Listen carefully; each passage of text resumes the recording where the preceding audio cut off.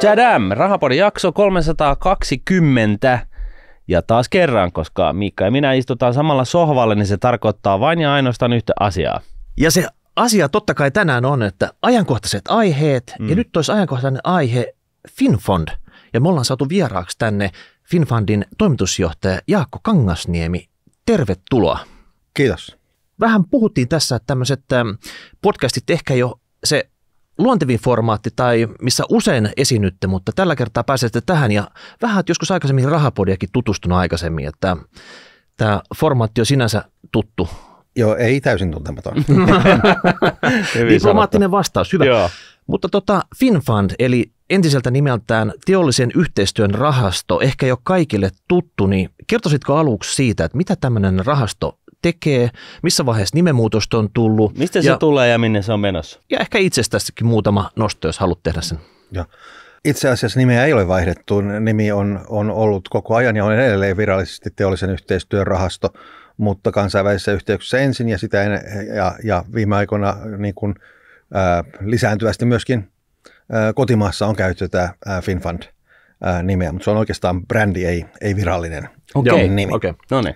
Ja me ollaan siis osa Suomen kehityspolitiikkaa, istutaan niin kuin tavallaan kehitysyhteistyön ja sijoitustoiminnan rahoitusalan välissä.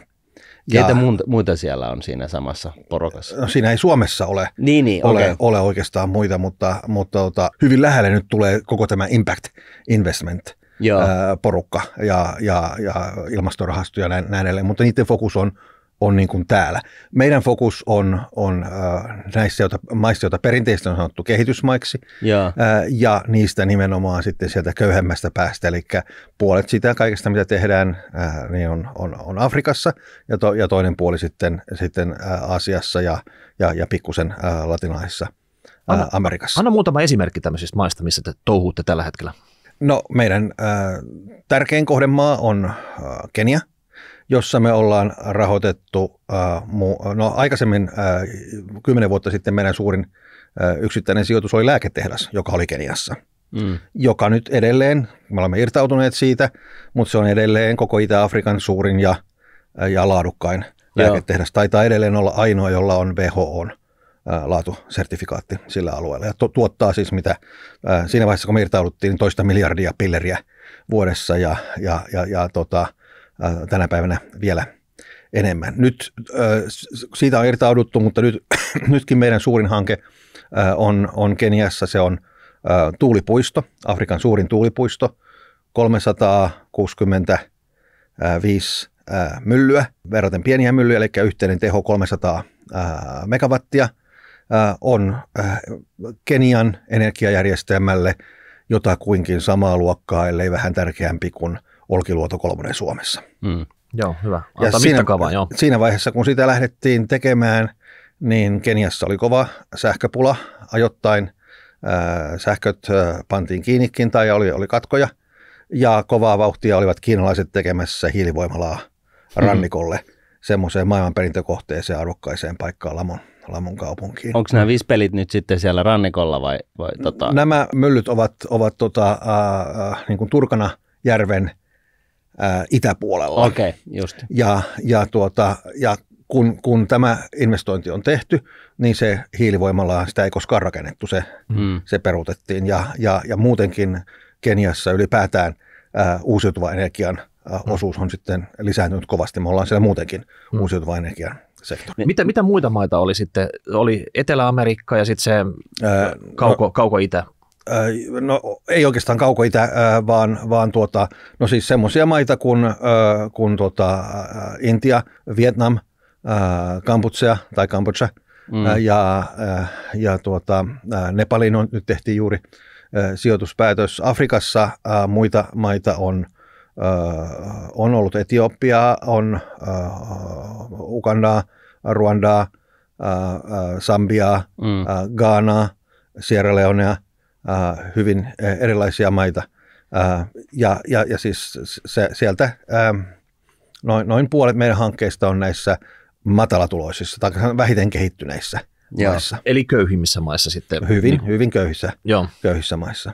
Miten kun sä sanot, jos peruutetaan vähän, niin sanot, että me niin kuin te toimitte tavallaan niin kuin samassa porukassa, sanot sä ilmastorahaston kanssa, niin kuin joka tekee, Suomessa on olemassa siis ilmastorahasto. Joo. Ja se, mutta se sijoittaa No se on uusi, sitä on vaikea ehkä sanoa vielä, minkä näköinen toimija sitä lopulta muotoiltu, mutta siis siinä mielessä, että on selkeä mandaatti saada aikaa jotain muutakin kuin tuottoja sijoituksille. Joo. Eli se on niin kuin vaikuttavuussijoittaja. Mitä muita tällaisia tekijöitä on, tai siis tekijöitä on tämän siis puitteissa? Kaikissa eurooppalaisissa, no ei kaikissa, useimmissa eurooppalaisissa maissa niin on tämmöisiä kehitysrahoittajia. Joo. Ja sitten on multilateraaleja, eli kansainvälisten kehityspankkien niin kuin yhteydessä joko erillisenä organisaationa, niin kuin Maailmanpankin yhteydessä IFC, mutta sitten esimerkiksi Afrikan kehityspankin tai Aasian kehityspankin yhteydessä niillä on tämä yksityisen sektorin puoli. Ja niin ne ovat niin kuin toiminnaltaan samansuuntaisia kuin me. Eli siis selkeänä tavoitteena on toimia kannattavasti häviämättä niille uskottuja, tai meille uskottuja varoja, mutta se olemassa on oikeus kuitenkin tulee siitä, että ollaan edistämässä näiden toimintamaiden kehitystä eteenpäin. Ja FinFund perustettiin runsaat 40 vuotta sitten, ja jokainen markka ja euro, jota FinFundiin veronmaksaja on vuosien varrella laittanut, niin on edelleen olemassa meidän taseessa ja siis Suomi AB:n taseessa. Ja se on ollut tosi pieni osa Suomen kehitysyhteistyötä, eli alle 1% koko kehitysyhteistyövarausta on laitettu FinFundin pääomaan tänä aikana, ja sitten alle 1% siihen, että on annettu FinFundille lainaa. Ja se, että tästä on kuitenkin tullut aika niin kuin näkyvä ja merkittävä osa Suomen kehityspolitiikkaa johtuu siitä, että me toimitaan hyvin eri tavalla kuin suuri osa sitä kehitysyhteistyöstä. Suurin osa kehitysyhteistyöstä on lahja-apua, joko Suomen valtiolta, kehitysmaiden valtiolle tai kansainvälisille organisaatioille tai järjestöille hyvän tekemiseen näissä maissa. Ja siis, että raha käytetään, se kuluu, sillä saadaan lapset rokotettua tai jotain hienoja hyviä asioita, ihan hyvä, mutta sitten se raha on kuitenkin mennyt. Meidän toimintaperiaate on erilainen, eli meidän hankkeissa raha kiertää yhä uusiin hankkeisiin. Me teemme sijoituksen kannattavaan yksityisen sektorin hankkeeseen, siis aina yrityshankkeeseen, ja se raha saadaan sitä tuottojen kanssa takaisin ja sijoitetaan seuraavaan hankkeeseen. Kehitysvaikutuksia syntyy, mutta raha ei siinä pala. Onko se niin, että se 98% on siis tätä suoraa tällaista yhdensuuntaista apua sitten, mitä Suomen valtio tekee? No siinä on sitten kaikenlaista, mä en edes ehkä tiedä, mitä kaikkea siellä on mutta niin kuin valtaosin siis se on niin kuin lahjamuotoista. Suomen tavallaan valtion talouden näkökulmasta käytetään rahaa näihin hyviin tarkoituksiin. Eli ulkoministeriö Pekka Haavisto kirjoittaa avoimen shekin sitten ja lahjoittaa ne, mutta teidän tapauksessa... Älä nyt siis, sehän menee tiukasti. Mä en millään tavalla siis moiti, enkä arvostele, enkä katso, että me edes kilpaillaan sen kanssa. Ne ovat tärkeitä asioita ja niitä täytyy tapahtua niitäkin, mitä sillä puolella tehdään. Se on vain toimintatavaltaan erilaista ja jos se on jotain semmoista, jossa niin kuin, joka ei millään lailla voi olla niin kuin kannattavaa bisnestä, jossa asiakas maksaa saamastaan palvelusta, niin silloin se ei voi olla meidän rahoittamaa hanketta, että tietysti tarvitaan julkisiakin palveluita ja siihen rahoitusta joko oman maan tai toisten maan veronmaksajilta, mutta se ei ole se, mitä me tehdään. Okei, mutta tässä on teollisen yhteistyön rahasto, niin onko tämä perustettu aikoinaan semmoinen idea edellä, että täällä on sitä teollisuutta ja se viedään sinne kohdemaahan, eli onko tässä jotain yhteistyötä, eli onko Suomi-firmat mukana tässä hankkeessa jollain tavalla, että se paikallinen tekijä, joka ei saa rahoitusta, sille annetaan FinFundin kautta rahoitusta ja se ostaa sitten suomalaisten firmojen tekemiä härpäkkeitä sinne kohdemaahan vai mikä on se niin kuin linkki sieltä teidän tekemisestänne Suomeen? No silloin alun perin, kun on perustettu, on varmaan ollut hyvinkin vahvat linkit suomalaiseen siis vientiin tai sijoituksiin. Vielä vuosituhannen vaihteessa niin kuin se tärkein kohde maassa toimittiin oli Kiina, jossa hyvin kauniisti yhdistyi suomalaisten yritysten investointikiinnostus ja sitten hyvin nopea kehitys, jolla hyvin köyhä maa Kiina nousi sieltä köyhyydestä ylös ja oli aivan niin kuin legitiimiä, että sinne niin kuin julkinen kehitysrahoittaja oli mukana niitä asioita edistämässä. Ja jopa niin kuin lähempänä Pietarin lounainen jäteveden puhdistamo oli hanke, joka oli meille kannattava sijoitus, mutta siellä myöskin puhdistettiin Suomenlahden niin kuin, tai Suomenlahtea. Kyllä näin. Ja se on tietysti tullut niin kuin haastavammaksi, kun suomalaisten yritysten kansainvälinen kiinnostus suuntautuu nyt enemmän näihin vauraampiin kehitysmaihin, ja meille taas omistaja on ohjannut, että toimitaan niissä köyhemmissä maissa. Tämä on tullut haastava, mutta ei se ole kokonaan mitenkään poissuljettua. Kyllä me tänäkin päivänä esimerkiksi niin kun teemme yhteistyötä semmoisten firmojen kanssa, siis harvemmin tänä päivänä niin kuin suomalaisten kanssa, sijoittajien kanssa, jotka lähtisivät, koska näihin Afrikan maihin esimerkiksi, jossa me toimitaan, niin on aika harvassa, että suomalaiset yritykset niin kuin näkevät sen bisneksekseen sijoittaa näihin maihin. Onko se harmi vai onko se vaan? Se on harmikin, koska monenlaista semmoista näissä maissa hyödyllistä osaamista olisi. Mutta sen sijaan on enemmän semmoisia tapauksia, ja meilläkin työn alla jatkuvasti, joissa on jotain linkkiä suomalaiseen teknologiaan tai suomalaiseen osaamiseen. Aivan jo senkin takia, että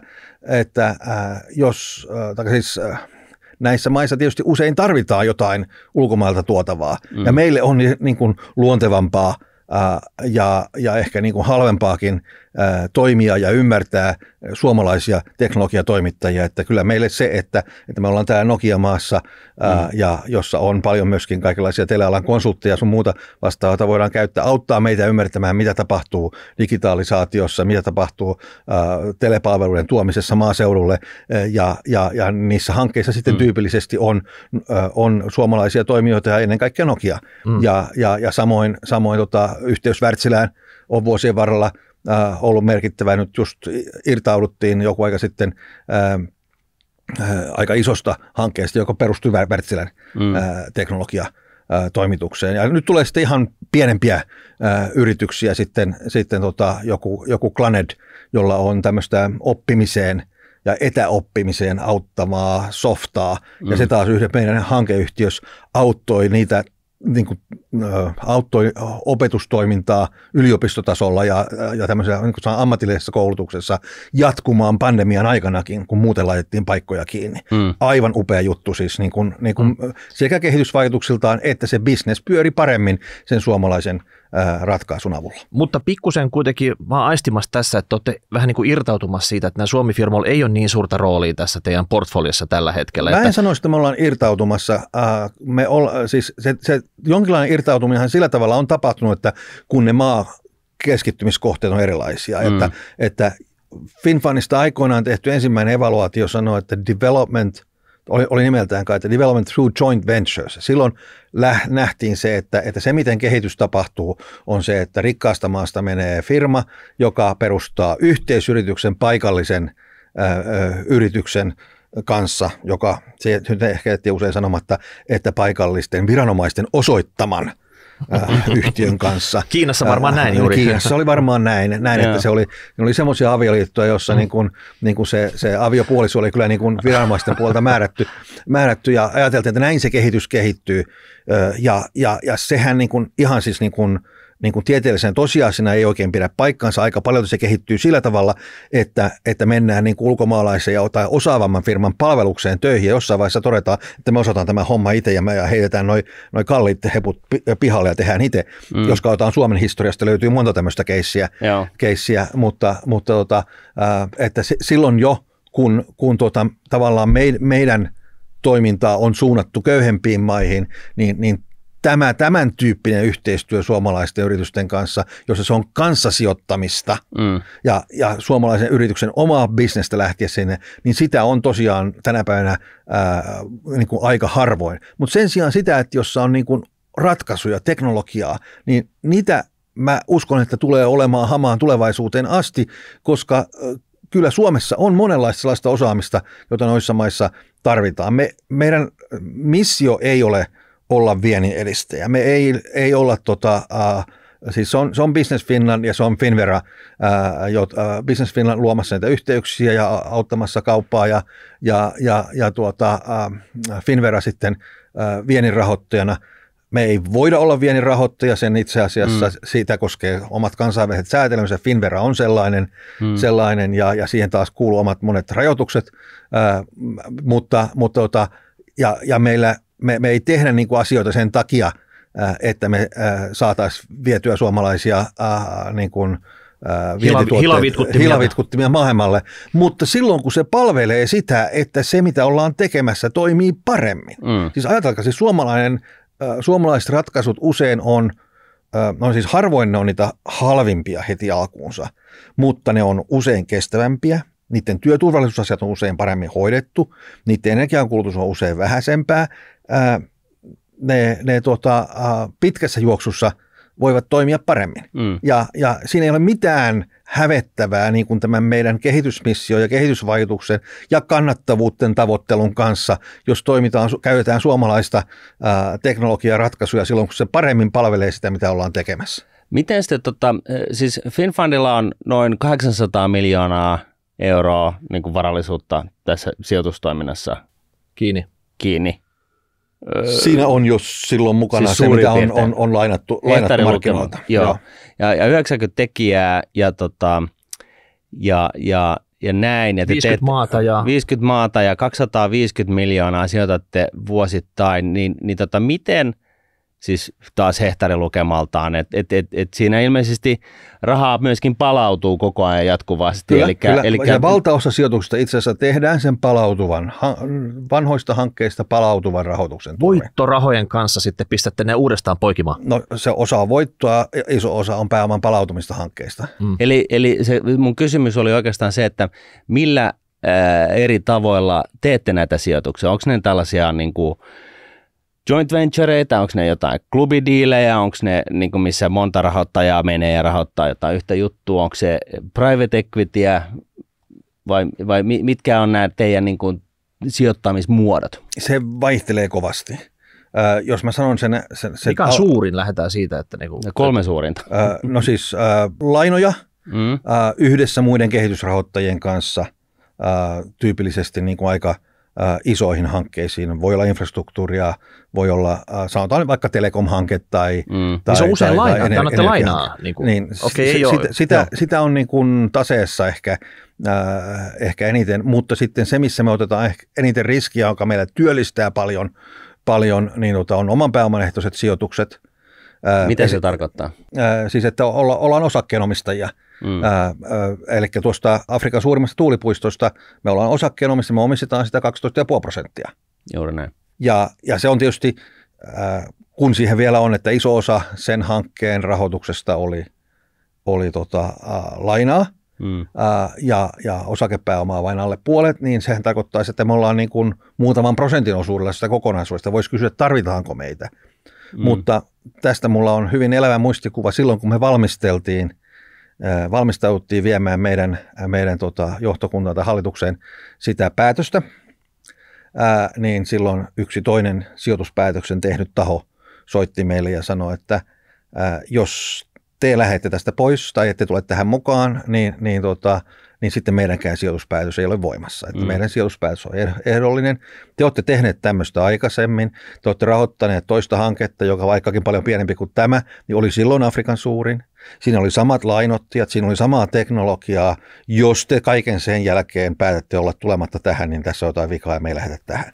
Että se oli niin kuin me oltiin aika ratkaisa. Mä uskon, että koska se tuuliresurssi siellä se on niin kuin luontainen tuulitunne, niin ne myllyt tuottaa per mylly enemmän, siis siitä prosentteina siitä siitä niin kuin reijatusta kapasiteetista paremmin kuin mikään tuulimylly Suomessa. Niin sinne näin ideaaliseen paikkaan olisi tullut enemmän tai myöhemmin tuulivoimaa, mutta kyllä se varmaan olisi ollut aika paljon myöhemmin, jos me ei oltaisi silloin tehty myönteistä. Mikä on siis teidän toiminnan niin kuin tavallaan tämä niin kuin ydin? Eli onko se tällaista niin kuin kestävän kehityksen edistämistä ympäri maailmaa, ja sitten niin kuin kakkosvaiheessa tulee niin kuin sijoituksista saatavat tuotot, vai mikä on tämä niin kuin iso niin kuin missio tavallaan tässä? Niin kuin, tähän tulee niin kuin vissiin ulkoministeriön ohjeistuksesta niin kuin nämä niin kuin tavoitteet, mutta mikä on niin kuin siis, mikä kylki edellä tässä ollaan? Onko tämä jotain niin kuin humanitaarista apua, onko tämä investointeja, onko tämä kestävää kehitystä vai mitä? Mikä on niin kuin tämä niin kuin olemassaolonne tarkoitus? No siis meillä on ihan oma laki ja se yksiselitteisesti määrittää meille vain yhden tavoitteen, joka on näiden toimintamaiden taloudellisen ja sosiaalisen kehityksen edistäminen. Eli se on se kehitysmissio on siellä. Okay. Mutta toisin kuin iso osa muusta kehitysyhteistyöstä, joka lähtee tämmöisistä jossa niin kuin tavallaan voittoa tavoitteleva toiminta on aika kaukana. Me lähdetään siitä, että niitä kunnollisia kestäviä vaikutuksia saadaan aikaan vain silloin, jos se bisnes on kannattavaa. Että mitä tahansa ne kehitysvaikutukset onkin, niin että onko se sitten työpaikkoja tai veropohjaa tai että tuotetaan ihmisille sähköä tai vettä tai mitä nyt onkaan, niin se ei jatku kovin kauaa, jos se homma on kannattamatonta. Ja parhaimmillaan silloin, jos se on homma hyvinkin kannattavaa, niin siinä ollaan jopa niin kuin näyttämässä esimerkkiä asioista, joita muiden kannattaa ja tulla ja omilla rahallaan tehdä lisää. Ja siis tämähän pätee sekä niin kuin ihan hankekohtaisesti, sanotaan siellä Turkanajärven tuulipuiston viereen on tulossa ennemmin tai myöhemmin muuta tuulivoimaa ja Keniaan on tullut muuta tuulivoimaa ja muuta uusiutuvaa energiaa, että myöskin sitten ihan siinä laajassa kuviossa, että kun maat vaurastuu, niin ne jää pois meidän kohdemaiden joukosta. Vielä se, että tämä tuulipuisto-esimerkki on niin kuin hyvä esimerkki. Sitten kun se on saatu niin kuin tehty ja pystyyn, teillä on ne lainat, niin yritättekö te saada ne rahat sieltä nopeasti takaisin, jotta te saatte sen rahan kiertoon seuraavaan kohteeseen, vai annatteko te sen olla, että ne on nyt lainoja, me odotellaan 5 vuotta, että ne tulee takaisin maksetuksi ja that's it. Kun ne lainathan voisi myydä jollekin toiselle taholle. Sen jälkeen, kun tästä on nyt riskit tullut alas tästä projektista, te olette saanut sen maaliin, te voisitte periaatteessa irtautua siitä paljon aikaisemminkin ja tehdä vaikka uuden projektin samalla rahalla. Just näin, ja näin tehdään. Näin tehdään. Eli mahdollisimman nopeata kiertoa. Se ei ole mahdollista ihan yhtä nopeasti kuin täällä siis rikkaissa maissa vakiintuneilla markkinoilla.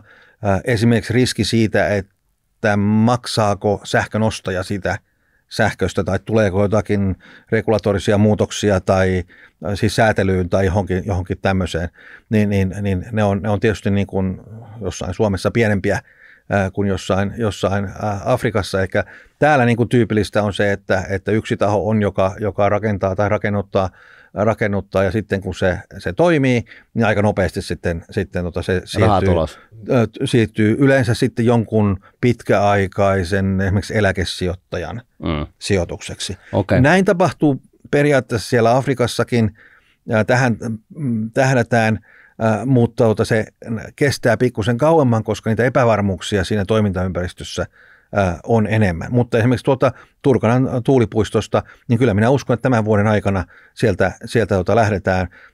Me ollaan itse asiassa allekirjoitettu diili, ja se tulee, näillä näkymin siitä on tulossa niin kuin meidän kaikkien aikojen paras irtautuminen, mutta siinä on vielä monta tämmöistä niin kuin ennakkoehtoa.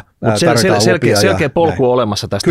Kyllä. Okei, mutta tämä vaikuttaa siltä, että teillä on todella selkeä missio, te tiedätte mitä te teette joka puolella sitä, teillä on erilaisia tapoja toimia, tuottotavoite on yksi ohjaava tekijä siitä, mutta sen takia, kun sä istut tässä jakkaralla nyt, ja tämä on ajankohtaista, niin menikö yksi aamukahvit rinnuksille, kun näit, että VTV, eli tämä valtion tarkastusvirasto, teki tämmöisen tarkastuskertomuksen, jossa tuli useita epäkohtia heidän mielestään teidän tekemisessä, ja he nosti teidät vähän niin kuin tikun nokkaan, niin oliko siinä vaiheessa sitten, että mitä ihmettä, että VTV, tämä sama virasto, mikä on ollut tässä pääjohtaja Yliviikarin toilailujen takia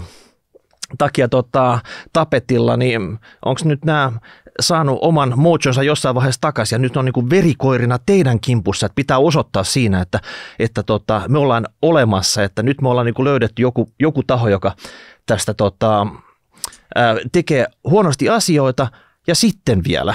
Sen lisäksi, että tuli tämä niin kuin raportti, niin sitten Hesarin Torspot-toimittajat otti tämän raportin ja pisti vähän vettä myllyyn ja kuulemma niin kuin kävi ihan ystävällismielistä keskustelua tästä raportin nostoista, mutta sitten niin kuin uutisoi sillä tavalla, että VTV lyttäsi teidät ja teidän tekemisen. Niin miltä tämä nyt se aamu, kun tämä koko juttu tuli syliin, niin tuntui? No totta kai se sellainen tilanne harmittaa, mutta toisaalta meillä on ensinnäkin pitkä historia VTVn kanssa.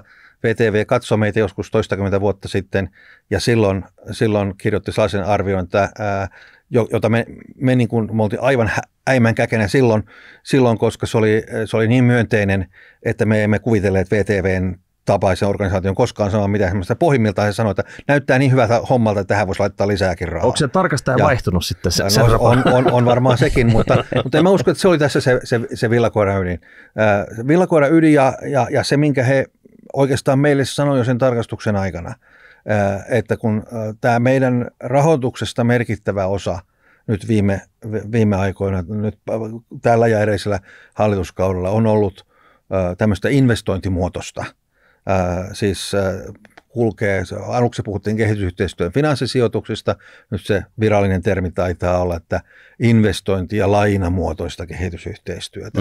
Ja se on valtiontalouden tilinpidossa luokitellaan investoinniksi, ei valtion menoksi.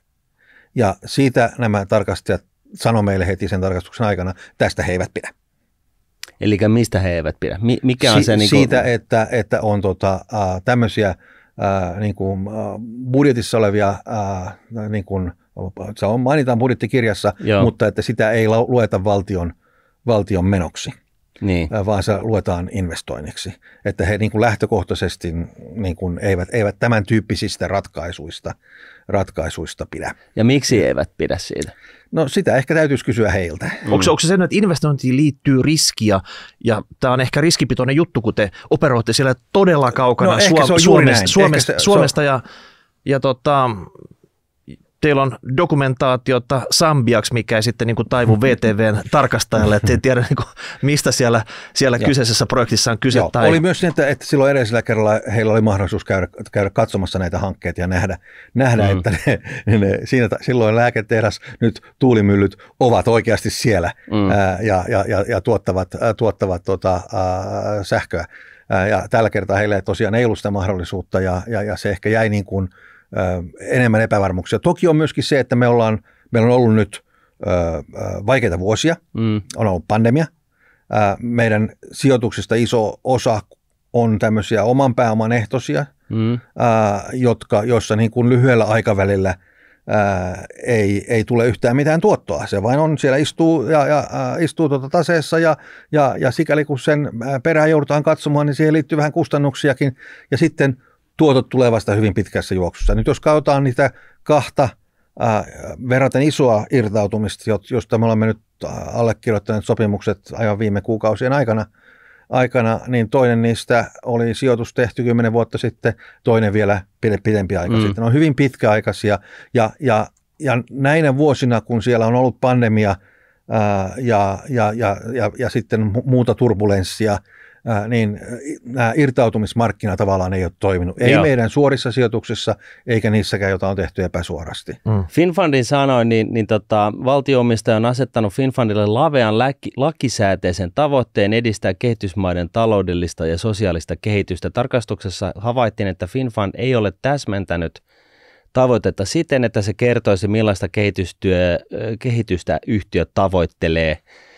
Koska yhtiö ei täsmennä vaikuttavuustavoitettaan, ei tarkastuksessa voida ottaa kovin täsmällisesti kantaa siihen, onnistuuko se edistämään taloudellista ja sosiaalista kehitystä kehitysmaissa tahtomallaan tavalla.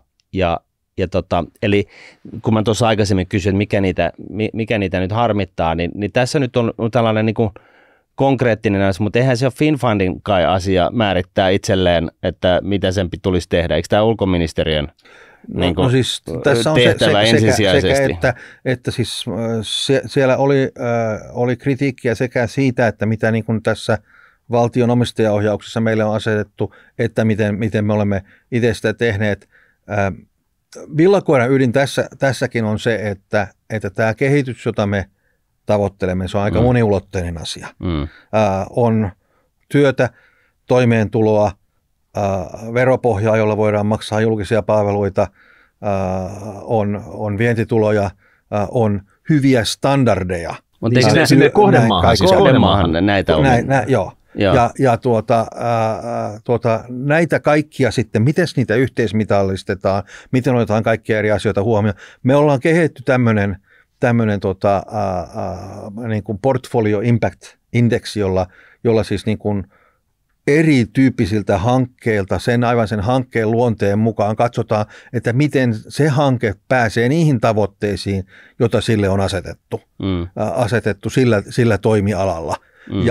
Ja sitten näistä rakennetaan semmoinen indeksi, jolla saadaan niin kuin jonkinlainen kokonaisvaikuttavuuden jonkinlainen proksi. Se ei tietenkään ole täydellinen, mutta siis on kuitenkin tapa seurata sitä, että miten näihin vaikutuksiin päästään. Meidän mielestä tämmöiselle toimijalle, jonka edellytetään ja halutaankin toimivan monilla eri sektorilla, monen tyyppisissä hankkeissa, niin jonkinlainen tämmöinen indeksirakennelma on ainoa tapa, jolla se voidaan kertoa, että jos me kerrottaisiin vain työpaikoista tai vain vientituloista tai jostain tämmöisestä, niin se kertoisi vain pienen osan. Mutta teidän tekeminenhän kuitenkin se kohdemaassa on varmaan, se on ihan mikroskooppisen pientä sen koko maan tekemiseen verrattuna, että aika vaikea ottaa sen maan luvut ja kertoa, että te olette niin kuin ihan täysin vaikuttanut. Joo, mutta me tarkoitankin, näillä puhutaan näiden meidän hankkeidensa aikaansaamia. Niin. Aikaansaamia. Siis okei, tämä on ehkä niin kuin, mun mielestä sillä VTV:llä nyt ei ollut tästä asiasta kritiikkiä, että meidän pitäisi niin kuin, vastata koko maan kehityksestä tai katsoa sitä. Se ymmärretään, että meneekö Vaassa lapsikuolleisuus alas tai lukutaito ylös tai tämmöiset asiat, niin se on niin monesta asiasta kiinni, mutta niin kuin meidän hankkeiden on kunkin tehtävä sitä, jos meillä on tuulivoimahanke, niin niiden myllyjen pitää pyöriä, sähköä pitää syntyä ja työpaikkojen pitää olla kunnollisia.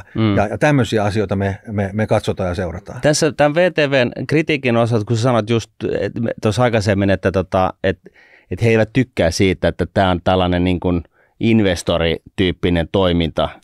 En mä ehkä niin sanonut. Se on tämä rahoitusrakenne, jolla valtio-omistaja on päättänyt meitä rahoittaa, niin. Joka siis ei ole meidän päätös. Sehän on valtio itse torspollu ja sitten se kritisoi teitä omasta torspolustaan. Eikö se niin kuin lyhykäisyydessä voi mennä näin?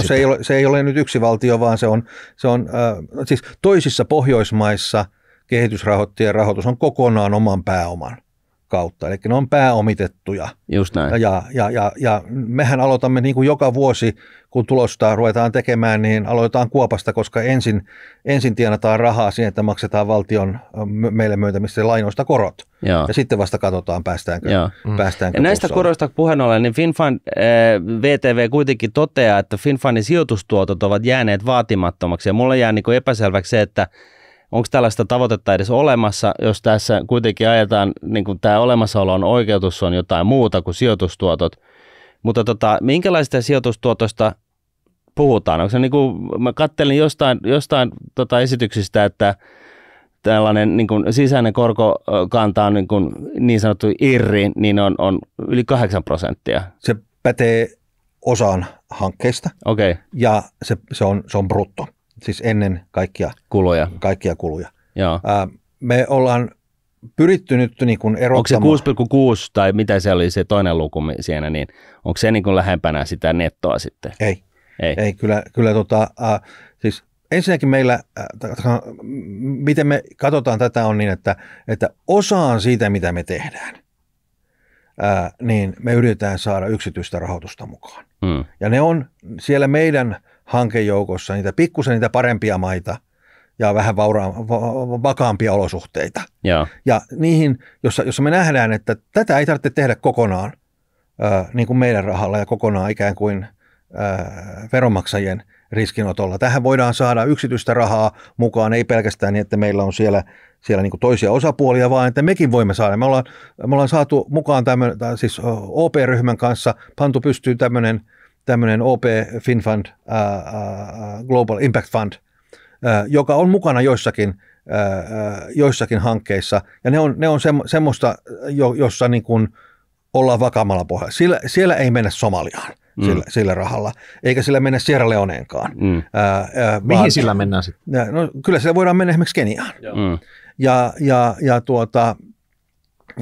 Mutta siis tämä tuottoluku suunnilleen nyt sitten teidän, niin mikä se on, mihin VTV on ottanut kantaa? Siis se tuottotavoite, josta on puhuttu, on 2% luokkaa. Okei.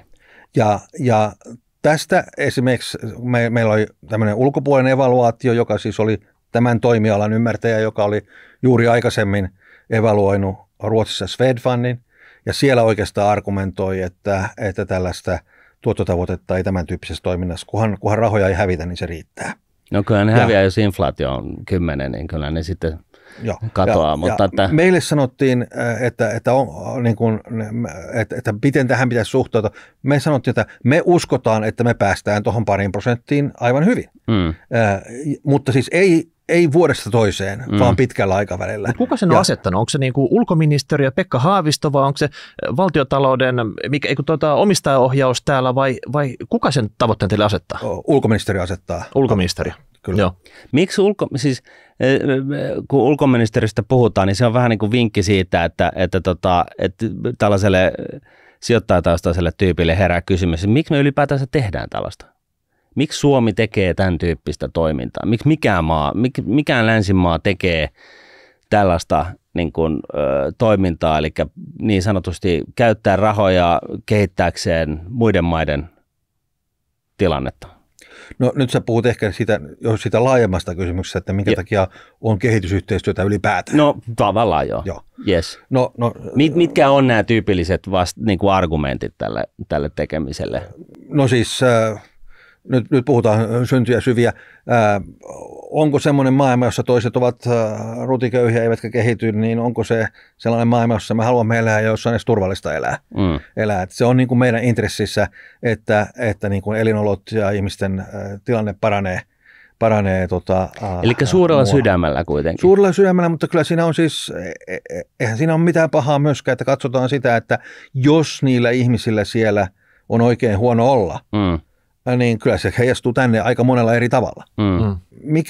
Mikä se syy on, minkä takia on menty niin kuin nimenomaan tämän tyyppiseen sitten toimintaan, jossa rahoitetaan yksityisen sektorin hankkeita.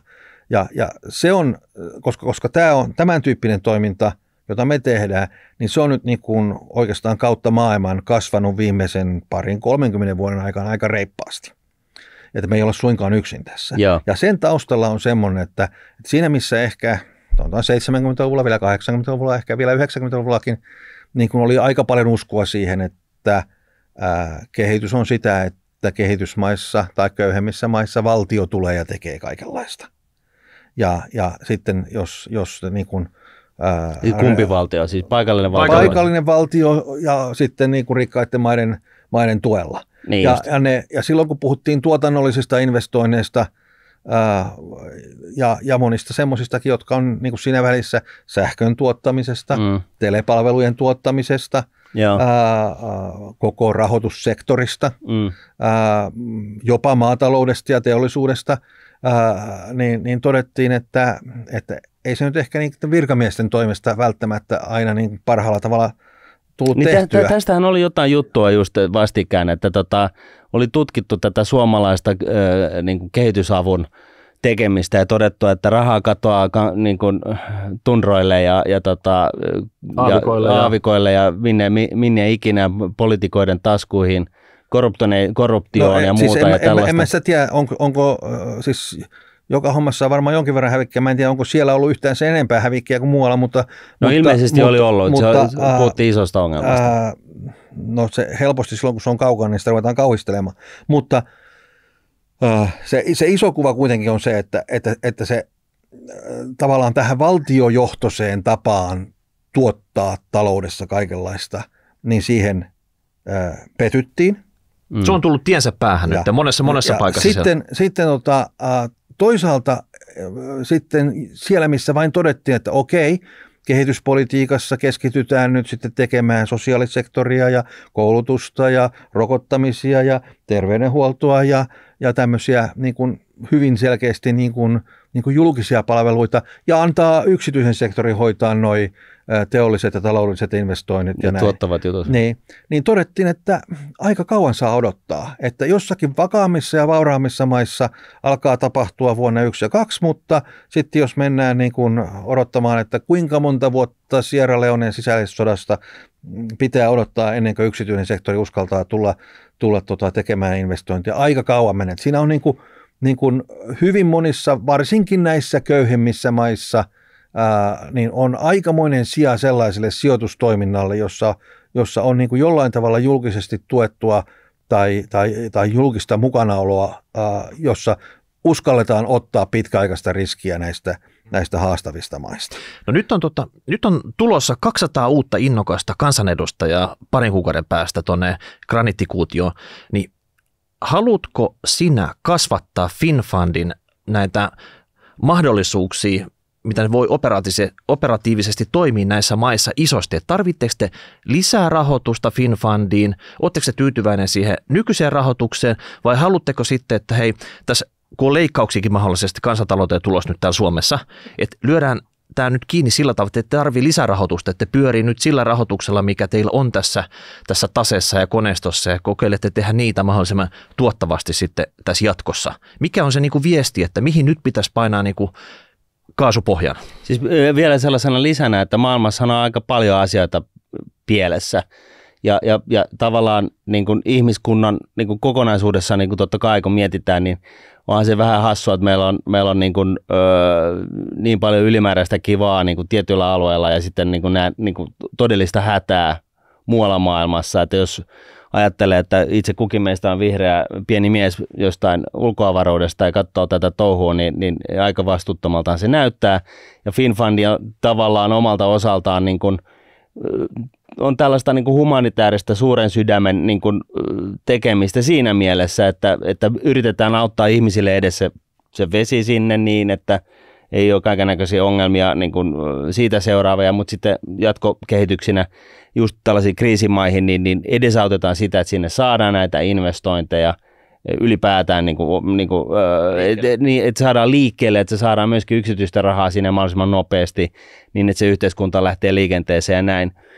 Niin, että panetaanko nyt kaasupohjaa, te oikeasti haluatte ison sekin nyt Pekalta tai Pekan seuraajalta vai sille, että selvittekö tästä tämän niin kuin seuraavien 2 vaalikauden ison leikkausaallon ohi niin kuin omillanne? Me voidaan nykyistä toimintaa jatkaa. Me toimitaan kannattavasti, me pystymme sitä niillä resursseilla, jotka me on jatkamaan tämmöisenä. Jos tätä asiaa, joka meidän mielestä tietysti totta kai kun me tätä teemme, on hyvä asiaa, jos sitä halutaan lisää, niin siihen pitää panostaa lisää. Aivan yksinkertaista. Kun tämä VTV nyt on niin vahvasti tullut tässä ja kritisoinut teitä, niin miten Mä en ensinnäkään, siis pitäisi kysyä heiltä, että ovatko he lytänneet. Se oli Helsingin Sanomien toimittajan tulkinta, tai ehkä mä en tiedä, itse asiassa jos luet sitä juttua, niin onko se edes sitä vai onko se niin kuin räväkän otsikon kirjoittajan hyvä klikkiotsikko, jossa puhutaan lyttäämisestä. Mä en tiedä. Mutta kyllä se juttu on aika kriittinen niin kuin monelta kohti. Sieltä on valittu sitä VTV-raporttia. Mä kehottaisin kaikkia lukemaan sen VTV-raportin. Joo, okei. Mutta siis pystytkö sä niin kuin millään tavalla ymmärtämään tätä kritiikkiä? Onko tässä kritiikissä nyt sitten, niin kuin, kun me ulkopuoliset yritetään ymmärtää tätä tilannetta, niin pystytkö sä ymmärtämään, mistä tämä niin kuin kritiikki tulee, tai siis miksi tämä kritiikin osaset on nostettu esille, että niin kuin mihin tämä pohjautuu, ja mikä tässä olisi niin kuin sitten sopiva ratkaisu? Vai joudutteko te vaan väärään paikkaan väärän aikaan nyt? kyllä varmaan täytyy sanoa se, että se työ, jota me ollaan tehty sen kuvaamiseksi, että mitä vaikutuksia tällä saadaan aikaan ja mitenkä se indeksi, jota me käytetään sen vaikuttavuuden osoittamiseen tai mittaamiseen, niin miten se on oikein rakennettu ja mitä se kertoo, niin siinä ehkä olisi voinut onnistua paremminkin. Se ei ole se viesti mennyt perille. Meidän mielestä niin kuin se on selkeästi niin kuin parempi tapa kuin se, mihinkä niin kuin ehkä siinä viitattiin. Niin, eli tämä niin kuin menestyksen mittaaminen indeksillä on parempi tapa kuin, että katsotaan vain jotain yksittäistä tuottolukoa. Eikö siis yksittäistä, vaikka nyt sitten työpaikkoja tai siinä taisi olla viittaus niin kuin Swedfundin käyttämään köyhyyden vähentämiseen, mutta sekin on, että miten sitä sitten mitataan. Sekin on vain niin kuin siitä kysymys eteenpäin. Mä uskoisin, että siinä sitä mä niin kuin jäin ehkä hämmästelemään eniten, että koska se on asia, johon me ollaan panostettu paljon ja mun mielestä tehty hyvää työtä, mutta selvästi viesti ei ole mennyt perille. Joo. Se kannattavuuskysymys on niin kuin tavallaan simppelimpi, koska me ollaan oltu semmoisessa vaiheessa, me ollaan kasvettu reippaasti ja meillä on paljon sen tyyppisiä sijoituksia, joissa se tuotot näkyy vasta pidemmällä aikavälillä. Ja me ollaan nyt jo itse asiassa tänä vuonna niin kuin allekirjoittu semmoisia irtautumisia, jotka jo muuttaa sen kuvan. Niin, VTVlle voi lähteä terveiset hold your horses. Kyllä sitä massia tulee täältä. Kyllä se täältä tulee. No miten sitten tällainen konkreettinen, että kun tässä jutussa, Hesarin jutussa, niin nostetaan tällaisia, että niin kuin vaihtovelkakirjojen käytön takana on ilmeisesti se, että FinFund on saanut niiden avulla valtion rahoitusta valtion perinteisten menokehysten ohi. VTV kuulemma arvioi näin. Onko sulla tuohon mitään kommenttia? No siis tuo on juuri se, mistä he jo sen tämän tarkastuksen tekemisen aikana meille kertoi, että tästä tavasta, jolla valtio-omistaja meitä on rahoittanut, niin tästä tavasta he eivät pidä. Niin. Mutta sehän ei ole niin kuin, mutta se on vähän meillä yläpuolella oleva. Vasen käsi ei tiedä, mitä oikea käsi tekee. Se ei sinänsä riipu teistä ollenkaan. Että teille he kelpaa raha kuin raha sieltä valtiokassasta. Se on ihan sama, mitä kautta se tulee. Siis totta kai meidän kannalta olisi tietysti niin kuin monella tavalla niin kuin yksinkertaisempaa, selkeämpää, helpompaa, jos olisi pääoman korotus niin kuin muissa Pohjoismaissa on tehty. Mutta toki siis se, että me ollaan saatu tällaista pitkäaikaista lainaa, niin verrattuna siihen tilanteeseen, että sitä ei oltaisi saatu, niin sillä ollaan, kun se on tosi pitkäaikaista, niin sillä on voitu tehdä niin kuin sanotaan rohkeammin ja pidempiaikaisempia sijoituksia kuin mitä oltaisiin voitu tehdä, jos oltaisiin haettu lainaa pankista. Mutta miksi tämä rahoitusjärjestelmä on tämän tyyppinen? Et miksei mieluummin niin, että laitetaan miljardi teidän taseeseen ja sitten te hallinnoitte sitä parhaan kykyinen mukaan ja ei tarvitse koko ajan rahoittaa teidän toimintaa 10 miljoonalla teidän 90 tekijän palkkojen maksamiseksi ja sitten ad hoc-tyyppisesti saada muutama 100 miljoonaa sieltä, täältä ja tuolta. Et miksi tämä himmeli on, eikö tämä ole vähän kummallinen siinä mielessä? Eikö se olisi paljon selkeämpi, että on... Toi on ehkä just nyt sen ytimessä, mitä se Valtiontalouden tarkastusvirasto on sanonut, ja se on se on omistajakysymys sitten. Eli periaatteessa, niin kuin nyt tämänkin keskustelun aikana, niin periaatteessa tässä on nyt sitten valtion ohjaus aika retuperällä tai levällään, että täällä ei se synnyttää siis tällaista huolta ja VTV:ssä ja periaatteessa kritiikki ei kohdistu FinFundin tekijöihin, ei sinuun henkilökohtaisesti toimitusjohtajana eikä kahvinkeittäjästä sinusta kahvinkeittäjä ja kaikki ne ihmiset siinä välissä, vaan itse asiassa tämä on valtion sisäinen kritiikki itselleen. Niin. No siis ne isoimmat asiat, mitä tässä kohdistui, niin tätä kritiikkiä, niin oli selkeästi niin kuin tälle valtion omistajaohjaukselle koskien meitä. mutta siis en mä nyt sano, että siellä on asiat retuperällä. Siellä ollaan omien paineittensa alla ja on tehty varmaan niitä ratkaisuja, mitä on tehty niin kuin niiden rajoitteiden puitteissa, joista taas on kysyttävä heiltä, ei minulta. Mutta se kuulostaa vähän tällaiselta, että tämä on vähän tällainen, niin kuin, jos nyt pahasti ja käristetään oikein, niin vähän tällainen niin kuin hyvesignalointi niin kuin väline, että nyt niin kuin Sanna Marin vuonna 2019 laaditussa hallitusohjelmassa, niin toteaa, että FinFundin toimintaedellytysten varmistamiseen ja FinFundin kaltaisten finanssisijoitusten jatkamiseen kehitysrahoituksessa ja niin kuin tavallaan riippuu vähän minkä värinen hallitus on ja mitä niin kuin painotetaan, niin sitten niin kuin tulee enemmän fyrkkaa tai sitten vähemmän fyrkkaa, mutta se niin kuin... No eikö se ole vähän sitä, mitä me kansanvallassa niin kuin odotamme tapahtuvan? En tiedä, siis jotenkin olisi mun mielestä, ja vähän ehkä tässä yhdyn VTVn kritiikkiin siltä osin, että olisi teidänkin kannalta selkeämpää, että jos olisi niin kuin, että tässä on niin kuin ne rahat, do your magic ja tallapohjaa ja rahoittakaa itsenne ja tehkää hyvää työtä ja sitten jos sit on joku, joka tarkastaa vaan, että niin tai asiat menee oikein eikä valu rahaa mihinkään korruptioon tai muuhun tällaiseen, pitää vaan niin tarkastusta siltä osin ja muuten tämä homma niin laulaa kuin poikia. Selkeä tuottotavoite, kuitenkin sijoitusyksikkö, että sieltä pitää jotain sijoitukselle tuottoa tulla sitten, että nyt jos on ollut vähän niin kuin epäselvää, että mikä se tuottotavoite on ollut, onko se nyt 2 pinnaa vai 10 pinnaa ja kuka sen asettaa, onko se ulkoministeriö vai omistajaohjaus, niin tämmöiset kondikset, niin tähän lähtee hyvin liikkeelle ja ehkä mä oon myös rivien välissä tulkitsemassa sitä, että tämmöisen kehitysyhteistyön painopiste pitäisi siirtyä teidän tyyppiseen tekemiseen, jossa niitä paikallisia yksityisiä firmoja, projekteja tuetaan ja sitä kautta siellä saadaan näitä työllisyyttä ja kaikkea muuta elintason mittareita kohomaan kuin se, että annettaisiin jotain niin kuin avointa shekkiä jollekin paikalliselle sheikille siellä ja sitten se menee vähintään se sheikin liiveihin ja se ei ikinä päädy sitten sinne kansalle. Onko näin? Mä tietysti tunnen tämän tontin, jolla minä toimin ja pidän sitä toimivana ja arvokkaana. Mutta sä haluat kasvattaa sen osuutta vai?